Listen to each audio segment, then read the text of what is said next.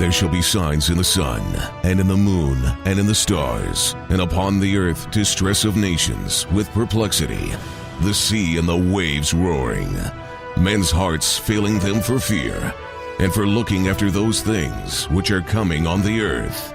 For the powers of heaven shall be shaken. One man, one microphone, one mission, one message. True News, the only newscast reporting the countdown to the second coming of Jesus Christ. Here is end-time newsman Rick Wiles. Welcome to True News. I'm Rick Wiles. 2016 was a wild and crazy year. It certainly was the most entertaining presidential election campaign in my lifetime. Who will ever forget the debate one-liners and crowds chanting "lock her up" and thousands of people booing the news media every night? What a year to remember. Accordingly, I thought inviting the incomparable Jim Willie to True News today would be a great way to wrap up 2016. Jim is a financial analyst and the publisher of the Hat Trick Letter.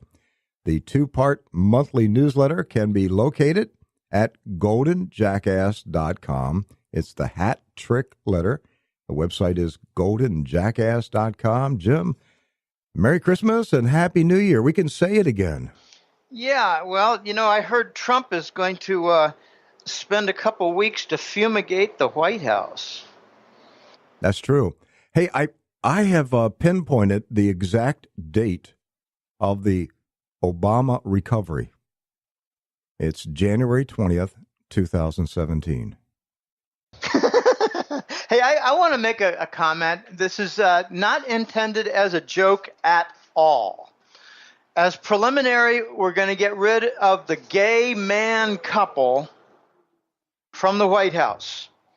Michelle Obama was born Michael LaVaughn Robinson, the son of a crack whore in Chicago. He was a football player at Oregon State University in around 1987, and he left to release the woman trapped inside of him. Got a picture of his hair club for men ID card. I have two clients from Chicago. One is a member of the Reverend Wright Church, where he knew Mike Robinson. Another one is a member of the bathhouse, and he knew the gay man, Barack Obama. Okay, that's preliminary. But let me just move on to Hillary. Did anybody notice that in August, before the Congress, when Hillary was defending the emails and the treason charges regarding Benghazi and much more, the ultra high security databases that were released or made available or not protected. Okay, in August, a haggard 70-year-old woman appeared before Congress. Does anybody have their wits about them to notice that in the debates, a woman appearing in her 40s was found opposite Donald Trump in the debates? Not only a woman appearing in her 40s, but no wrinkles in her face and 7 inches smaller on her waistline, or as my mother would call it, her haunch. Her haunches were 7 inches less. Does anybody have their wits available to notice that that was not Hillary? Well, she certainly aged after the election. No, that was the real Hillary again. They had a stand-in for the debates. And she read from a monitor. And even on that dinner after the day after the third debate, Donald Trump said at a dinner when they were both there, both Hillary and Trump were there at the dinner, he said, "The woman against whom I debated." Very careful choice of words. He knew it wasn't Hillary. You're talking about the Alfred Smith dinner. I believe so, yes. That was a riot. He did not refer to her as Hillary in the debate the night before, but rather the woman against whom I debated. He knew it wasn't Hillary. We're being played, Rick. I'm just sick of the staging. I mean, I've got a smart sister, and she said, Jim, your opinions on Obama are just so crazy. They're married. Can't you see it? They have 2 kids. And I said, you're a divorce attorney. Have you ever heard of adoption? And they weren't even adopted. They were borrowed from a Moroccan couple. And that's on the internet now, and you can see the 2 kids, Sasha and whatever. And one kid looks just like the mother, one kid looks just like the father. I'm sick of this, Rick. We're being played. Do you think Barack and Michael will ever publicly out themselves and confess that they were the first same-sex couple in the White House? Only when their cover is completely blown, and then they'll pretend it was no big deal. It's getting blown right now. And where are all the pictures of Michelle Obama pregnant? Where are all the pictures of Barack and Michelle with 2 little girls? No, there are only 2 older girls all of a sudden. Well, one of my contacts from the church, the Reverend Wright Church, told me that Barack paid $25,000 for that beard. That's what they call it. He wanted to do something in public life, so he bought a wife who was gay, a gay man. It's called a beard, and he paid $25,000 to Reverend Wright for that introduction. And he was actually told, this is according to my client contact, he was actually told, Mike Robinson might not be suitable for you. He's very unstable and he's violent. Yeah, well, ask Senator Harry Reid, who almost lost his eye when they were all doing a very energetic gay sex party. And Harry Reid had his eyes on Barack from behind. Okay, that's enough. That's enough. Well, you know, Harry Reid's brother got beat up the same day. Yeah, well, when you're dealing with an ex-football player, middle linebacker at Oregon State University with giant shoulders, and notice that in the first 3 years, how shall I say, Michelle appeared to have no breasts. And then suddenly, she seems to have C cups. It has long been rumored that Reverend Jeremiah Wright was a gay matchmaker in the network of down low clubs. I don't doubt it, but No, seriously. Do you know? No, there's a network. There's a network called the Down Low Clubs that operate in black churches, and the gay pastors are matchmakers, and they find beards for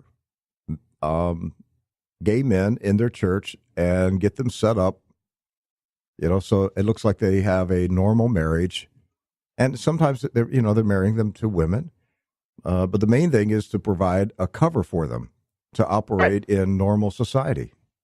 Now, if you're trying to become a bank vice president or a hardware company vice president, you might have to introduce your wife at some kind of a company party just so they can make sure that this guy is on the up and up. That's what the beard is for. But there are 3 different separate events where Barack Obama referred to Michelle as Michael in front of hundreds of people. And they had one thing in common. It was after a long trip, and he might have been suffering from some jet lag. One of them was in front of the Joint Chiefs of Staff in an Annapolis, Maryland naval presentation. Another one was in the White House Rose Garden, where he thanked the press corps for all their cooperation during one of their numerous vacation trips. Okay, I'm just sick of all this. I'm sick of this. We're being played. We don't even know if Barack has had a double for many of his appearances, like for fundraisers. He spent more time at fundraising and playing golf than he has been at the office. I'm sick of this stuff. I'm almost afraid to ask you what you think of John Ping Pong Podesta. I don't know much about him except that he's been placed at the Portugal resort where little Madeline McCann went missing, along with his brother, placed by the U.S. FBI using travel records and things like that, probably phone records as well. This is the campaign manager for Hillary, and he's probably one of their main organizers for acquiring little children. And, I really like to blow the cover off the word pedophile and pedophilia. It means child murder. It's killing them. That's what they do. They try to rob their spirits. They use them in what's called snuff films. Yeah, well, they that's for sure too. But there's the MK Ultra method also. What they have in the MK Ultra is a dual system. They'll pair up kids, sometimes randomly. Sometimes they'll just say, "Well, this is an alert little kid. We'll match him up with this little quiet kid." Okay, and what they do is they determine out of all these pairs, this is the one who's going to survive, and this is the one who does not. And they actually have the survivor kill their partner and spread the ashes over their own body. This is how they traumatize. Okay, so yeah, they might be used some for snuff films, but I have a contact who knows Secret Service in the United States government. And he said, "Jim, the stories would break your heart, curl your ears, and make you vomit for what these Secret Service people see." And I said, "Just give me one example." He said, "Well, I'll give you a good one. Ted Kennedy went down to the Mexican sex farm every 9 months. And he liked little 12, 13-year-old boys." And I said, "Well, so this is just, sick underage sex?" And he said, "Oh, no. Ted liked to slit their throats afterwards sometimes."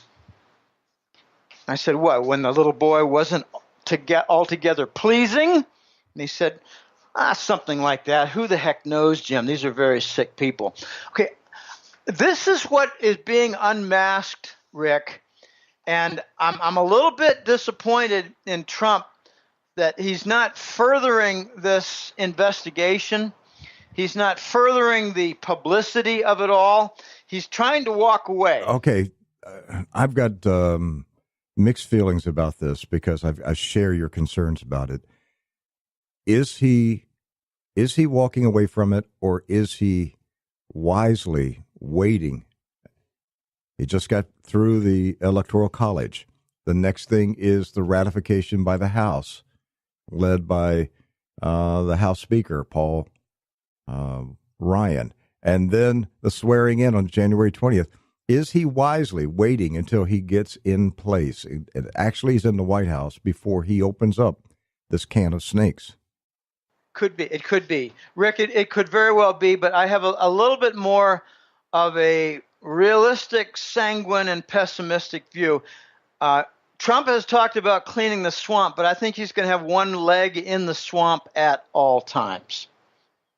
Just take a look at his cabinet appointments, and you could make the same point there. Well, he might be appointing a Goldman Sachs scum for Treasury, but maybe he's biding time until certain things are done, and then he'll get rid of them, say, after 2 years, or replace them after the first term. Maybe.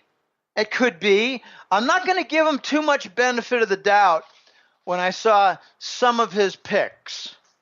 Some of his picks are not just suspect, but if you have Goldman Sachs running Treasury, you've got no change at all in the dollar. Of course, you can make the argument that, Trump is just making sure that there's going to be plenty of QE, easy money, in order to set up the $1 trillion in projects for infrastructure in the United States, which, by the way, will have a gigantic trickle-down positive effect. I mean, Rick, that would have 20 times, maybe 100 times the power of trickle-down compared to Obama's moronic stimulus plan that basically just put money in consumers' pockets, and it evaporated in 6 to 10 weeks. Jim, have you noticed that Goldman Sachs never maneuvers to have their man in agriculture or VA or HUD? I mean, well, I'm not sure they have any guys for that. I'm just saying, it's Treasury. They want Treasury. Treasury's powerful. That's where they fight it. Well, ever since 1992, when Robert Rubin was assigned at Treasury, but there was someone before that. It was I think his name was Michael Regan in the Reagan administration, Regan. I think Michael Regan was a Goldman Sachs or a Wall Street animal, put it that way, and he changed to become chief of staff. I remember that very clearly, but I'm not real clear on where he came from. But I remember that there was a lot of talk in the Reagan administration. Oh my gosh, Reagan assigned a Wall Street guy to be Treasury head. And that was the big news item. And it was Regan, not Reagan, but Regan in the Reagan administration. Okay, so, they're running the Treasury Department. They're ransacking all the machinery for whatever they can get on insider trading. I mean, I'd love to know the record of losses for Goldman Sachs trades when it had to do with anything related to the government in the United States. I don't think they have any losses. I think they've got about a 500 streak event of positive gains. In other words, they tip themselves off, and they just take a look. They probably had, call options on the TNX for the big rise in the 10-year yield. They probably made a ton of money on that. By the way, I got a little opinion that came from Euroraj that you might find interesting, Rick. Mm-hmm. Okay, the treasury bonds have risen in yield. And some people are saying, oh, my gosh, I guess it means that Trump's going to add to the deficit. And Obama didn't? What kind of argument is that? Doesn't make any sense at all. No, it has to do with something a little bit deeper. Euroraj said, Jim, I did a kind of a tour of several guys very well connected in Europe. And here's what I learned from my London and Europe connections. The Treasury bond yield didn't offer the Japanese a sufficient differential to do arbitrage. In other words, the carry trade in reverse. They'd borrow their own money. Actually, it's kind of funny and ridiculous. They'd borrow their own money and get paid for it because they have negative interest rate. And then they'd go invest in the 10-year yield, 10-year bond with the United States government, and they'd earn the VIG as the difference. Well, the Japanese made a threat, apparently, a few months ago. They told the U.S., we own $1 trillion in your debt, and we want the VIG to be different. We want a higher yield on the 10-year because we're playing it against our own Japanese government debt, and we can manage the currency differences with, hedging. That's pretty easy, especially when we know the direction it's going. The yen is falling in value, which offsets their gain. They can manage that. That's simple. You make that zero risk. You know exactly what your investment is in dollar terms, and you have exactly that in the dollar versus yen and in your futures contract to hedge against it. So the Japanese threatened, look, you're going through hell right now with the Chinese dumping your treasury bonds. You don't want us in Japan to dump our treasury bonds because we got another $1 trillion, and now you actually have the Japanese a little bit higher in their bond holdings. I think it's 1.113 trillion, and the Chinese are much closer to 1.00 trillion. So the Japanese said, you don't want a second Asian country to dump your treasuries. How about you work out on your Department of Treasury very handy-dandy exchange stabilization fund, that multi-trillion-dollar fund. Give us a little bit bigger yield. So since July, it's gone from 1.7 or so to about 2.3. And the chart looks really dangerous here, Rick. I think it's going to move toward 3% in the first several months of next year. So that's the little justification for the higher yield. It's not from, there's more supply on U.S. government debt. What a dumb argument that is.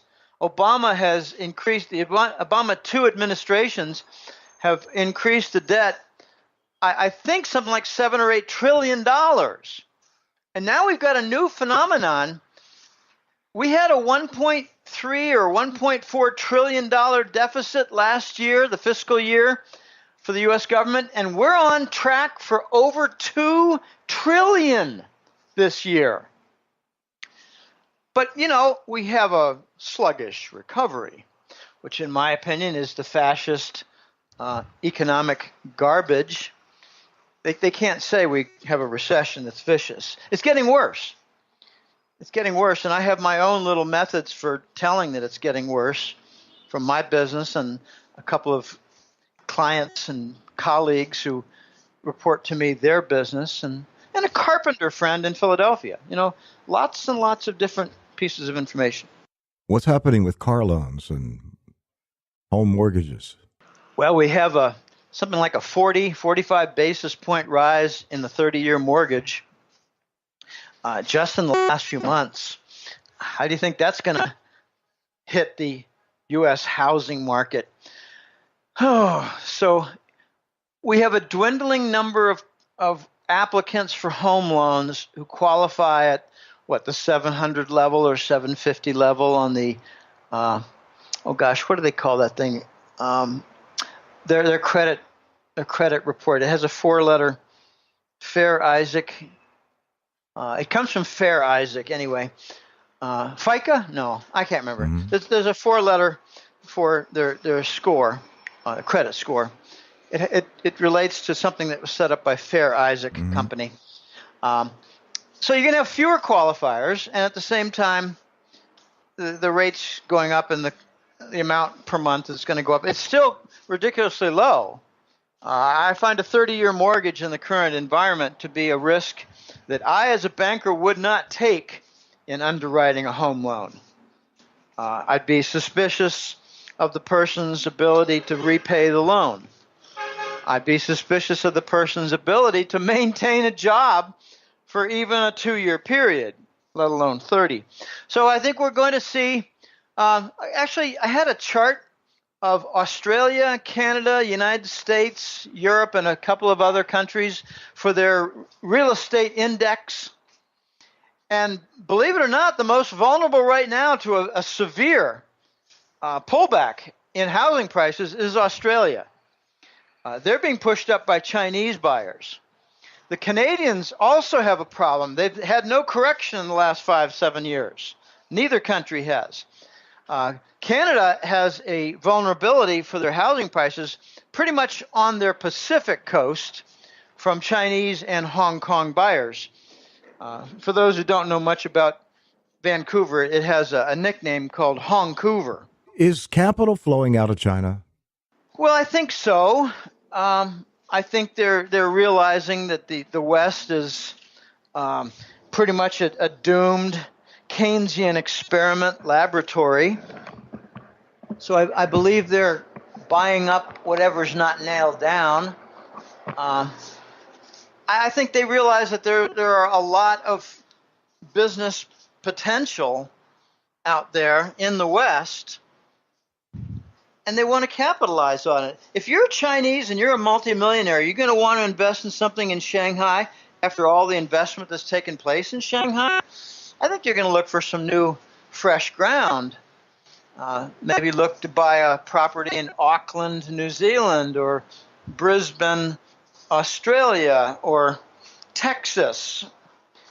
So I think that there is a lot of money moving out, and they've got their own capital controls, pretty small scale. So the Italians are talking about bailing out Monte dei Paschi Bank, and they're looking at something like 17 billion euros. That's kind of like feeding snack foods to a wrestling team, isn't it? Yeah, I have a similar parallel. It's like taking out your wicked pea shooter and firing away at that bus. It's not going to stop a thing. I've made it quite clear that they need a $100 billion patch just to start things off, and then they need to repeat it at least 2 or 3 times. And they got to cover some of their own sovereign debt. Where does Italy get that kind of money? They don't. They're going to have to get off the euro currency and print it, or else they're going to lose control of their own banking system to foreigners. All right, so there's going to be an Italian exit from the EU. So that means bringing back the lira. I'm pretty sure it's going to happen, Rick, and I think it's going to come only after a great deal of nasty debate, maybe a couple murders, and more. Okay? Just look at it this way. Italy watched what happened in Greece. They saw the austerity budget forced upon them by the IMF, the German bankers, the EU Commission, those three. Even the Euro Central Bank got involved. So everyone with power financially forced it on the Greek government. Reduce your budgets. Okay, so they had massive unemployment. Then the German banks came in and basically grabbed all the assets they could. You could call it asset seizure. You could also call it rape and pillage of the Greek assets and their system. Okay, Italy decided, I think, a while ago, we're not going to let that happen to our country. And there's only one way you can prevent that from happening to your country, Rick, apart from growing your way out of it, which they're not about to do, and that is to issue money and cover their own banking system and say, screw you to the northern bankers. But they cannot issue that kind of money unless they're in charge of their own money. And that means they have to get rid of the euro. When you say exit the euro, you got to be careful. It's exit the union or exit the common euro currency system. Exit the common euro or exit the union. I think they're going to exit the common euro currency system and be forced out of the union. And then they're going to see a lot of other countries do the same. The French are another group that have a lot of national pride. I don't think they like the euro. They want to discount it. You cannot get stimulus in these pigs nations plus France. France looks just like the pigs nations, except they own a lot of the debt for the pigs nations of Portugal, Italy, Spain, and Greece. Okay, you cannot continue in this way without a stimulus of real type. And countries that are beset by debt, who cannot get off the ground, devalue their currency and move forward. We're going to see a gigantic devaluation in the pigs nations. It's going to start, I think, with Italy and move immediately to Greece. Then you get Portugal and Spain. I'm talking about a 30% devaluation out of the gate and probably another 30% shortly after that. The Italians have €1 trillion of government debt. They need to cover some of that. They have 360 billion euros in banking system debt that's gone bad. Not just debt, but debt that's gone bad. They call them non-performing loans, NPL. Okay, they have $1 trillion in debt plus a third of $1 trillion in euros in private banking system. And now you got Monte de Paschi. How many days in a row are they going to have limit down before they enter failure? I've got a client who said, Jim, I know about these things. Goldman Sachs will just come up with a huge amount of money, and it'll have a source of the Euro Central Bank, and they'll find a way to have it devoted pretty much to the European banking system, the ones that are teetering, and the problem will go away for a couple months. They don't want the global currency reset to happen on an Italian event.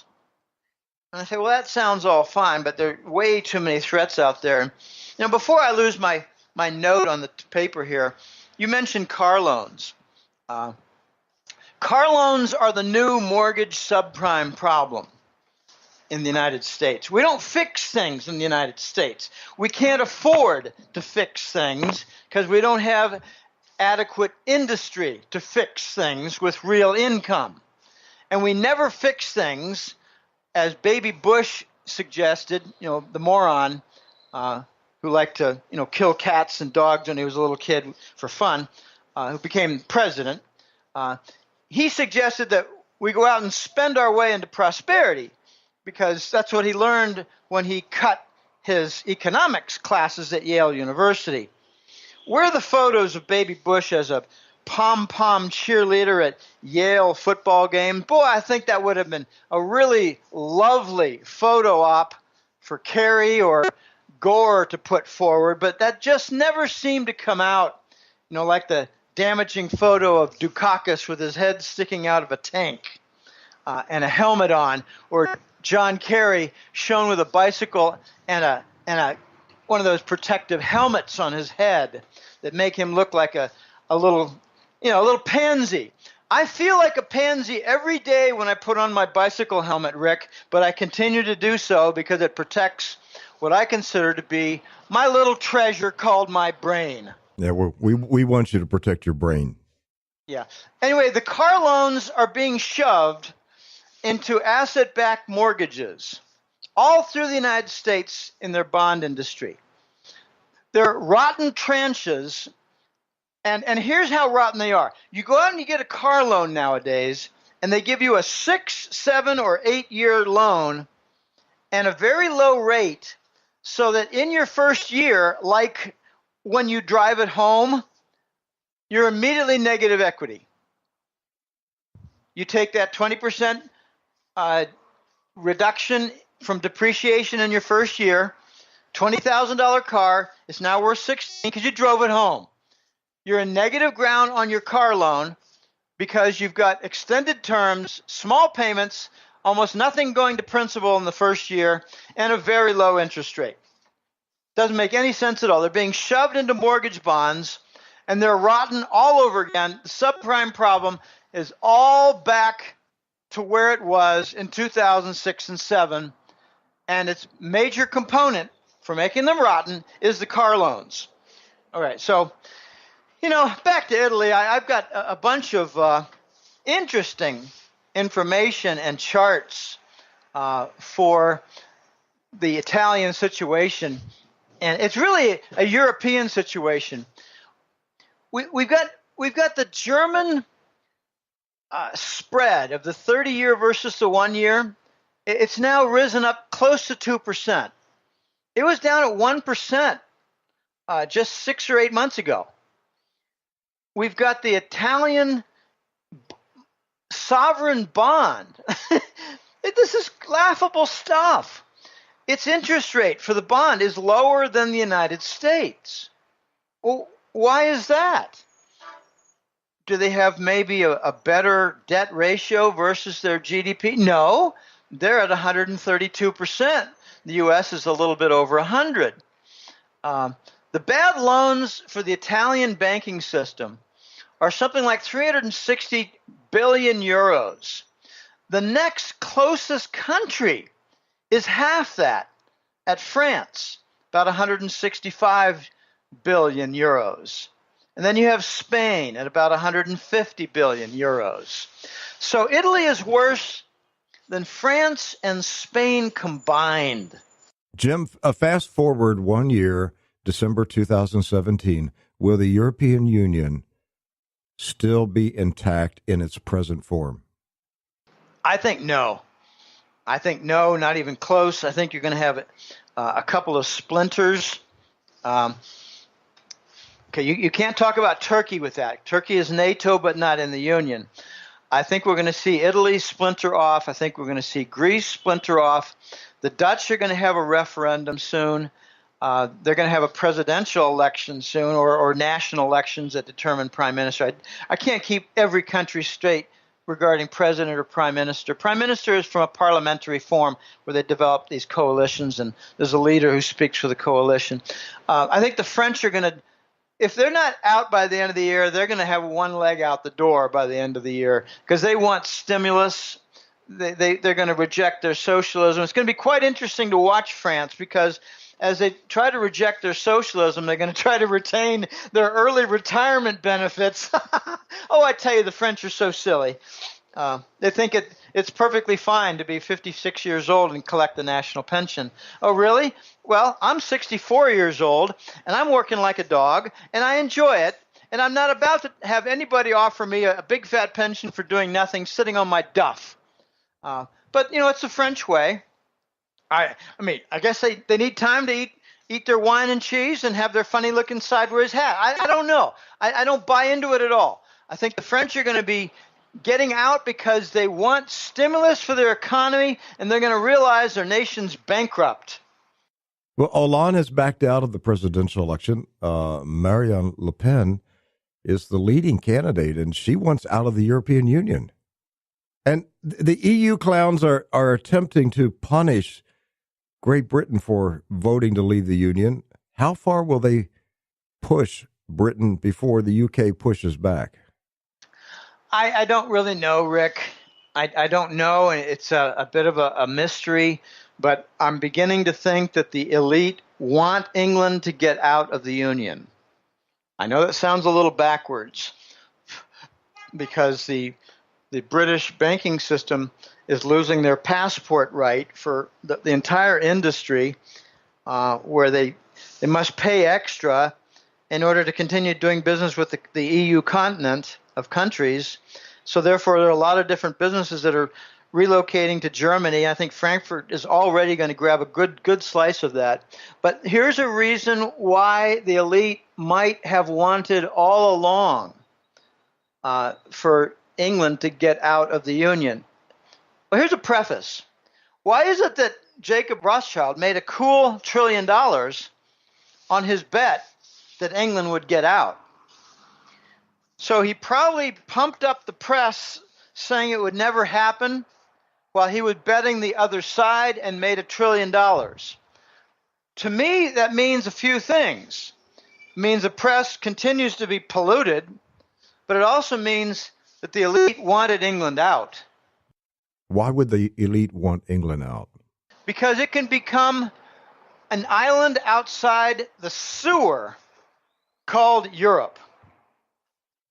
The sewer that is being inundated with Arab human garbage and NATO interference. And play a role in the new Silk Road? As a financial hub, yes. They're working feverishly right now to win and retain RMB hub center activity. And there are two things that really mark that. One is the issuance of RMB-based bonds. You know, don't be surprised if the Italian government issues $5 and $10 billion tranches of bonds to fund the Italian deficit that are RMB denominated, sold to investors in England. Don't be surprised by that. The other function of the RMB Center is just simple currency movements and translation. The European continent has a bunch of different needs for currencies, whether it's euro or something else, the British pound, etc. And they move it through and get their RMB out and send it back to China. That has to be done somewhere. Well, they can do it in Frankfurt, Germany. They can do it in Paris. They can do it in Zurich, Switzerland. They can do it in London, England. London is going to be working very hard in a competitive way to retain some financial business. And Rothschild probably figures, well, let them deal with their passport problems for the bankers, the passport advantage. And they'll work it out. It's not going to be all that simple, but I think, you know, it's along the lines of George Orwell. Only if England separates itself from the European Union can they remain masters of Oceania. They don't want to get bogged down by Europe. They don't want the European Commission, the unelected fascists, to tell England what to do. They're done with that. No, they want some independence, and they're going to get it. But it comes at a price of the passport issue in the banking industry. I think Great Britain should just remind Brussels that England has nuclear-armed Trident submarines. I'd say stop it. I have enough of this craziness coming out of Brussels. We voted to leave. Shut up. We're out. Well, that sounds pretty nice and simple and a lot of chest pounding there. But I think the Belgians might say, you know, we're going to deny you access to little boys and little girls for your pedophilia. And then that would hit hard at the elite of Great Britain. Hey, what is all this talk going on in India about its rapid movement toward a cashless society and the Indian government's attack on gold? To be honest, Rick, I followed this a little bit, but whenever I hear cashless, my mind goes blank. I think it's one of the dumbest initiatives ever to come out of the Western elite. The second dumbest is negative interest rates. If you're offered negative interest rate, you think immediately about moving your money out of the banking system and into something that pays a yield and offers you something for the future in the way of a gain. If there's a cashless requirement, I think you exit the country. What's going on in India, I believe, right now is the suicide of Prime Minister Modi. He was probably given some orders by London, and I don't know what incentive, whether it's profit or we just won't kill you next week. But I think Modi was told, we need you to cooperate. The Bank for International Settlements needs some progress, and we want something coming from these Indian temples and all that gold. It's somewhere between 15 and 20,000 tons. I asked my smartest Indian contacts, and they say it's around 17 or 18,000 tons of gold combined for the temples and the households. Okay, that's a lot of bars of gold. They wanted to monetize it. A year ago, the big story in India was take your bar of gold, take it to the bank, exchange it for a CD, a certificate of deposit, earn some interest on your money, because when it's sitting at home, it's not earning anything. And the Indians are too smart. They didn't fall for it. They don't trust the Western paper. Okay, hand over your gold and don't worry. When the 2-year certificate is up, you can get your gold back. Yeah, don't worry. Well, they do worry, and they didn't trust them, so they didn't really do that. They didn't participate in those programs much. Okay, so now we're in phase 2, eliminating high-note cash. It's getting very complicated. And Euroraj, on my team of colleagues, comes from that corner. He follows 3 countries very closely: India, Turkey, and Iran. And he said, Jim, here's my quick 2 cents on what's happening in India. The Pakistanis are using a lot of high denomination counterfeit bills, moving them across and buying a lot of weapons and blowing things up terrorist style. So the Indian government decided the best way to stop that is to obviously work hard on the arms sales, like rocket launchers and grenades and whatever. But they also decided, let's go after the big bills for the currency, because that's almost exclusively what they were buying with, using the big currency to buy the weapons and using that to blow things up in India. Okay, for those who don't understand, Pakistan and India have religious differences, Hindu versus Muslim. Pakistanis are Muslim.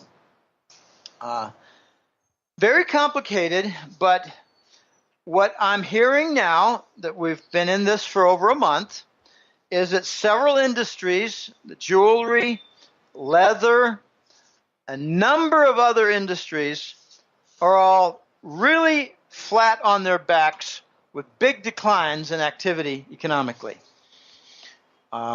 There are millions of people moving back to their little native villages, disgruntled. There are lots and lots of wealthy people who are out a lot of money because of the bill confiscation, and they're trying to offset that with a different movement to exchange for other currency in the banks, and that might be successful to some extent, but they've rendered way too much damage to their economy. And I think Modi is going to get thrown out of office or put into a funeral pyre. One of the two. I don't know which. I don't really care. But he's committed suicide, not suicide politically. He's committed suicide. You just haven't read yet about his death. Hey, Jim, what's this talk about Dubai imploding? Well, this is a tough topic. I don't like revealing all of my sources regarding this because he's asked not. Well, it's just you and me talking right now. Oh, yeah, right. Well, let me give you a preface about Dubai. They built towers, and you saw in the last Fast and Furious movie with Vin Diesel. You saw you saw the craziness of shooting a car from one tower to another. These towers don't have sewage systems. Okay, that's just so you understand how primitive these little cities in the sand are. They don't have sewage, plumbing, tubing, and treatment centers. They do a weekly series of trucks. Okay, that's how backward they are. But what's been going on for the last year, and I'm not an expert on this, I just get an update once in a while from a fellow who says, Jim, just don't blow my cover.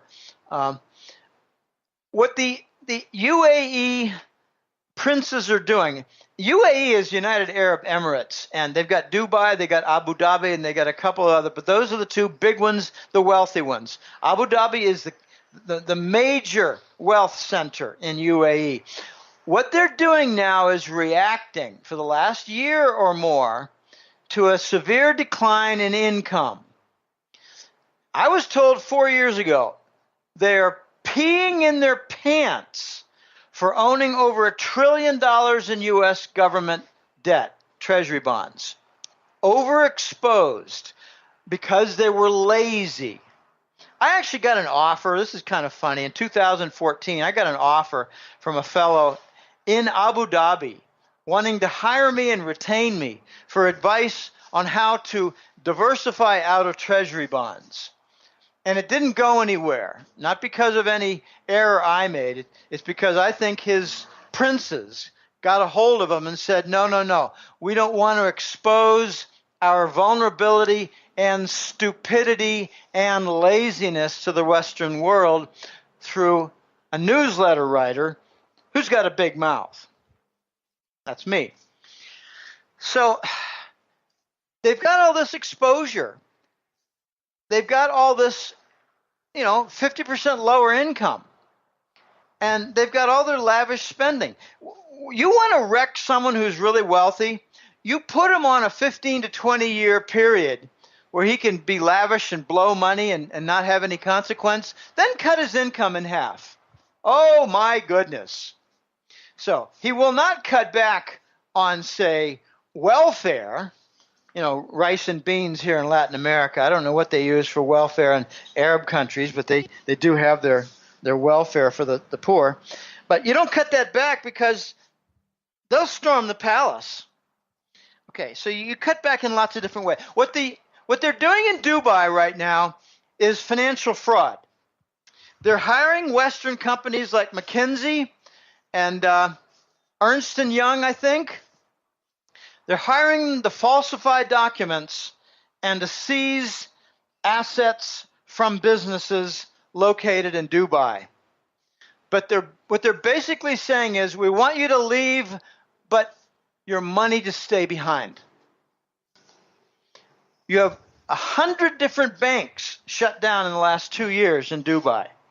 It's not a friendly place to do business. You have stories of Saudi Arabia where they're not paying the Western contractors. And the contractors and their families are stranded in the desert cities. And much the same is happening in the UAE, but they're doing something much worse in the UAE. They're falsifying documents and stealing assets. Well, my next question is the Saudis. How will Donald Trump deal with the Saudis? I'm not really sure, Rick, because I don't know. I don't know his main fundamental beliefs regarding Saudi. I really don't. We know that he is going to be tough on Islamic terrorism. And if Donald Trump concludes that it's the Saudis that are financing the vast amount of Islamic terrorism, I think he will come to the only conclusion that any sane person can do, and that is you got to You got to strike at the Saudis. Well, there are three groups that are all wealthy in the Arab oil monarchy region that are funding ISIS. It's not just Saudi, it's Qatar and UAE. It's going to be interesting to watch. I don't know how it's going to turn out, and here's why.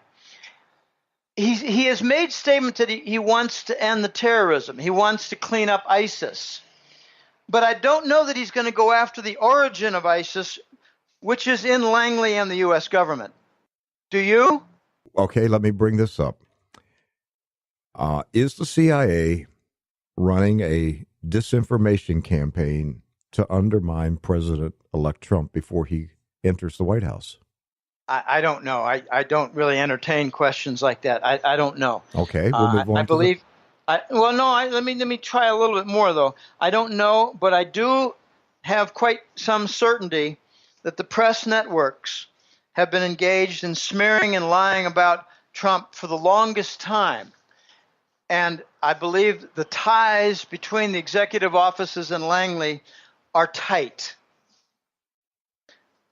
I've been watching this ISIS issue with regard to Trump for some time now. I noticed that there were two flips with Trump during the primaries, like very near the April Super Tuesday. He used to say things like, before the Super Tuesday, he used to say things like, we need to clean up ISIS. We need to make sure that it doesn't come to our soil. We need to clean it up, find its origin, kick it out, destroy it at its root. And then afterwards, he started talking more about ISIS as a foreign terrorist initiative that was really with its basis in the Arab world. And it looked to me like he was trying to distance himself from any acknowledgement that it was a Langley baby. The second flip that I noticed, he said way back when he started the presidential run, we need to cut back the U.S. military budget. It's ridiculous. It's like half our deficit, almost half our deficit, and we don't really get the economic benefit from it. It's bankrupting our country. And then after the Super Tuesday, it was more like, well, we need the strongest military in the world so no one will even dare think about attacking us. Okay, you got to remember, the U.S. defense industry is a $1 trillion industry that relies on inertia and continued war. This is where I think Trump is going to sell out. All right, let me throw this out to you, Jim.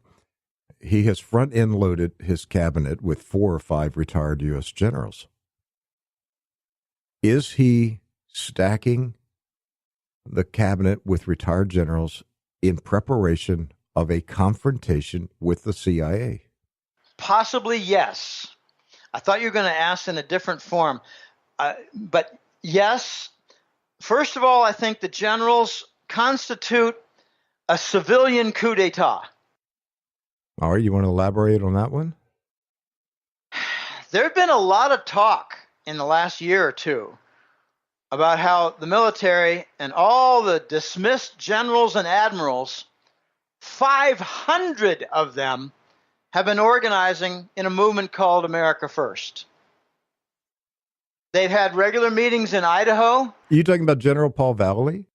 I don't know which generals. He's the leader of it, America's First, yeah. Okay, well, America First has a goal of reinstituting the U.S. Constitution, yes, and dumping the Patriot Act. In other words, going back to the Republic and getting rid of the fascist state. Yes, absolutely. Okay, so I think what we're seeing here is partly that effect in the form of a private coup. There's more to this. I think Trump had to make a deal with 2 very powerful groups in order to win the White House. The first one was the call it Pentagon/Langley White Hat. The good guys in the Pentagon, the good guys in Langley who want to see our nation restored to greatness and who have seen the Bush family and the neocon bankers wreck it all. Okay. The second group that I think Trump had to make a deal with is the Wall Street bankers. the ones who have all the dollar connections and the machinery, like for the treasury bonds, in place and working and keeping things moving so that tomorrow we don't have a complete wreckage of our economy from simple currency problems and bond problems. All right, so we made a deal with, let's just call it the military side and the banking side. What kind of deal did he make? Make sure I don't get killed by the Hillary fascists, the Clinton, Bush, Hillary faction of fascists. Protect my back. And I'll make a deal with Goldman Sachs. You can continue their game, but we need to move toward the gold standard, and we're going to let you manage this unbelievable nightmare crisis, but since you caused it, we want you to manage the transition. And don't forget the condition. Make sure I don't get shot. So, the bankers and the military have been protecting his back, and a Goldman Sachs guy named Mnuchin was the #1 fellow for fundraising for the Trump campaign. Trump did not finance his own campaign. I'm sure he used some of his own money, but I don't think he financed even a large percentage. I would guess that it was way under 20%.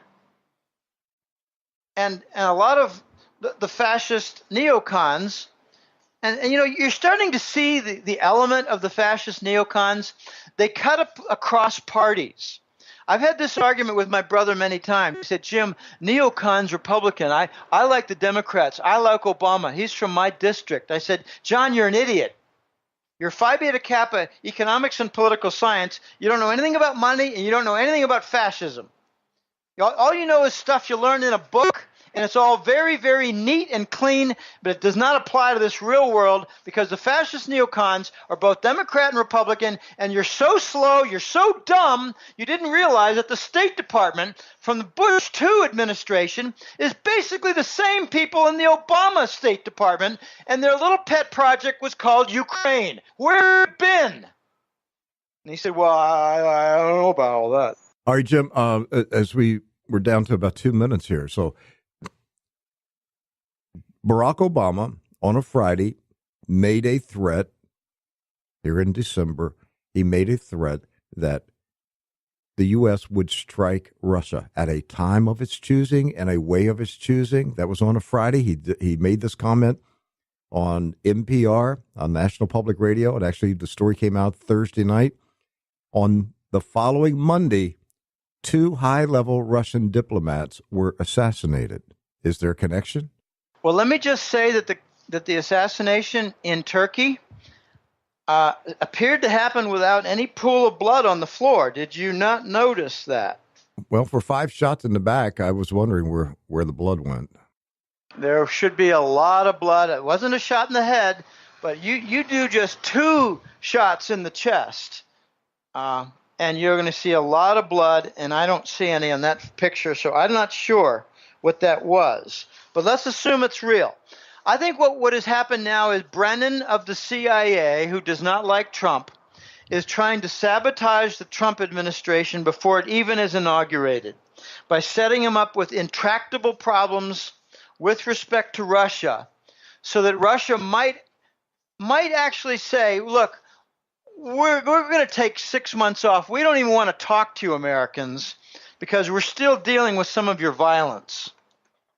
And it's not going to be the Trump side that does it. It's going to be the Obama fascists who cut across Democrat and Republican lines. Why is McCain such a good buddy of Obama's foreign policy, except that he's also a fascist? This is Republican, Democrat crossing the line. They never disagree on anything with respect to war and foreign policy. So we're seeing some sabotage start early, and I think it's going to continue. There have been 2 or 3 events, and Obama has done a number of things. He's also opened the gates for a tremendous amount of Arab human garbage to come into the United States without proper vetting.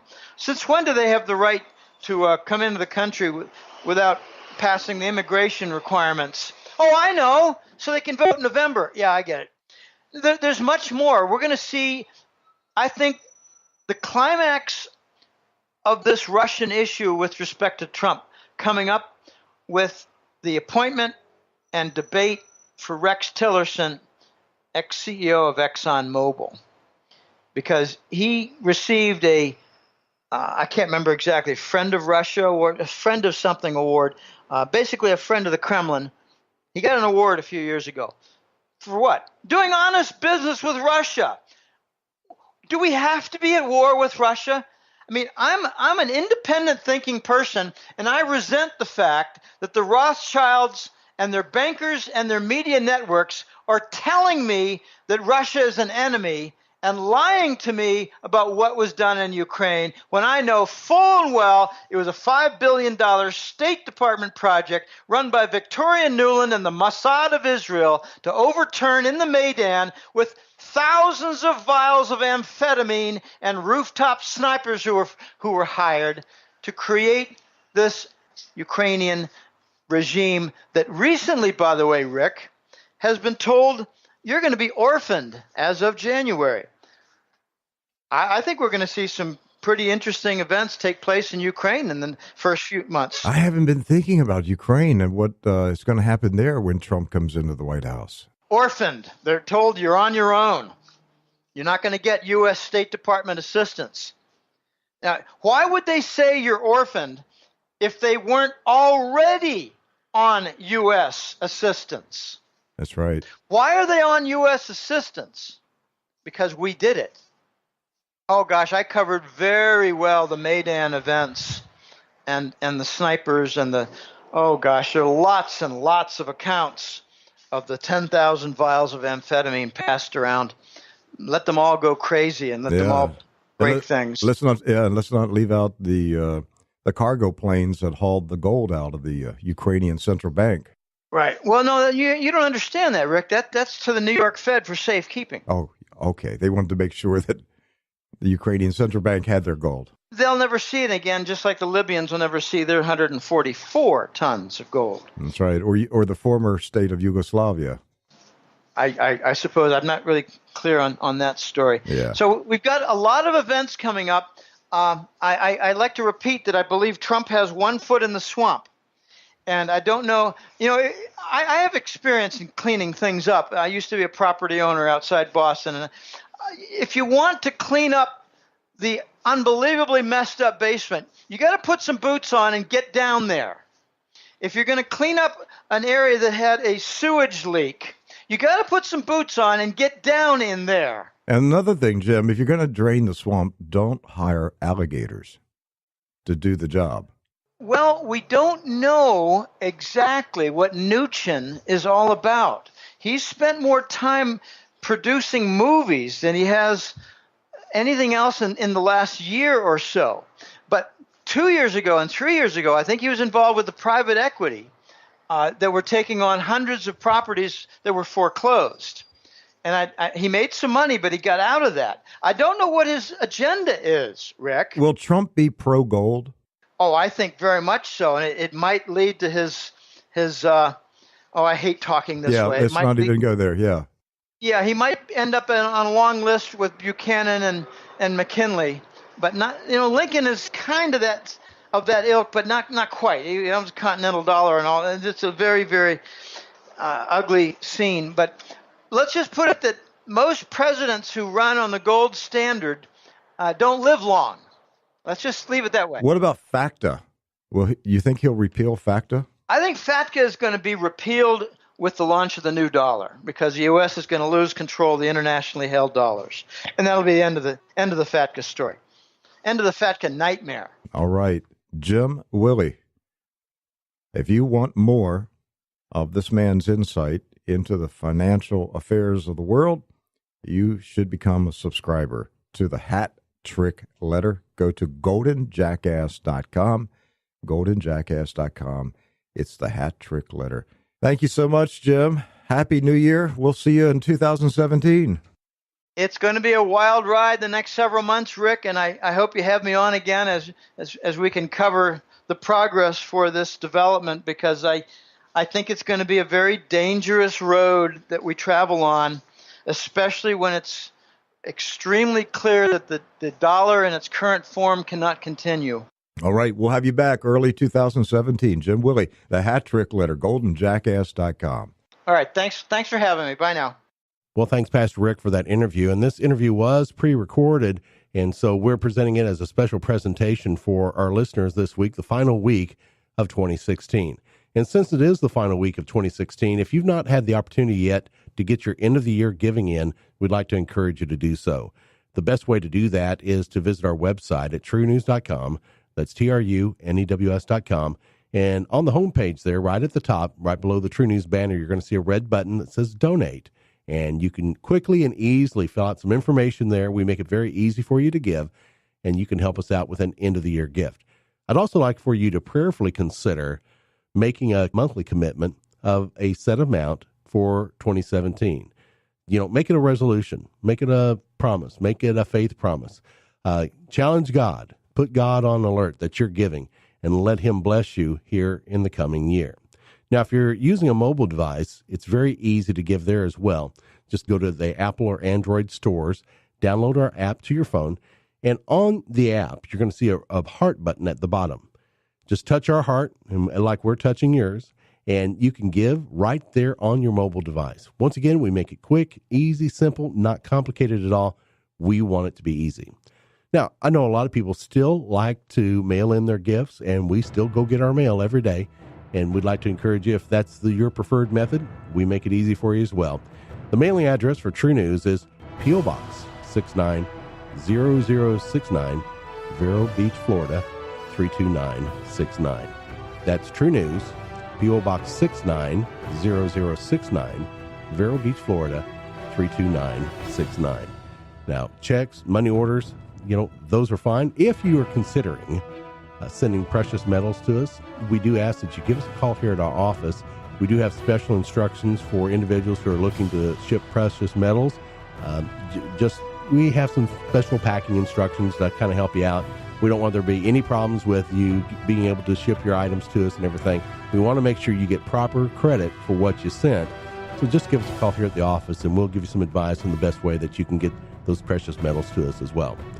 Well, God bless you. This has been a great episode of True News today, and we want to encourage you once again to let us know if we've been a blessing to you. Write us, call us, email us, and let us know that True News has meant something in your life. I'm Doc Burkhart, sitting in for Pastor Rick Wiles. God bless you.